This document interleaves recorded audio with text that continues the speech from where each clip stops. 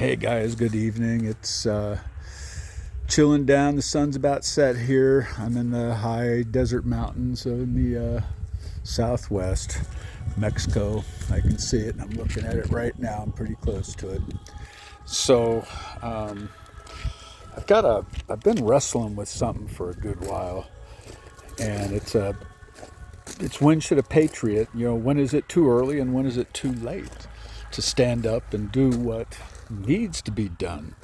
So I'm going to read this. It might be a little choppy. I didn't edit it. I just wrote it down and I haven't practiced it, so it might not come out the smoothest, but you'll get the idea. So I think soon the difference between civil disobedience and a patriotic call to arms will be moot. Risking imprisonment to rise up against our tyrannical government is now a risk worth taking. I think it must be taken. Are we America the free?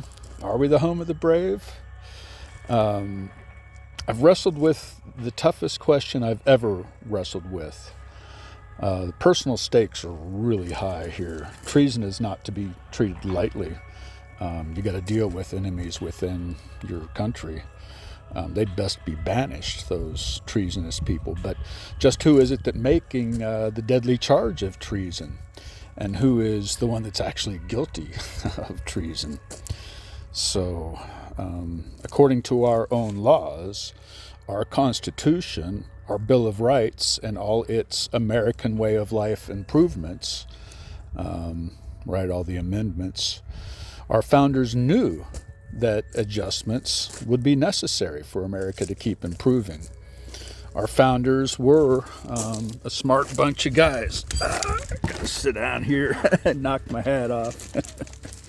Sit down here and turn the page. Got the doggies right here. Our founders were a wise group of guys with eyes towards history in order to see a better future forward. Millions of immigrants still see America as the shining hope, the lady in the harbor, beckoning and promising a better life. Well, folks, that lady is about to fall.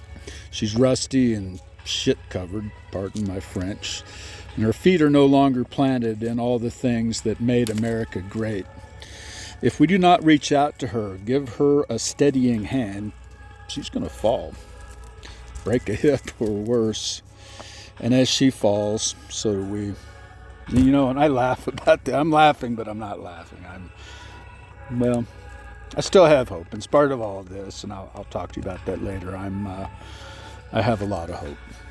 So honestly, I don't know exactly what to do.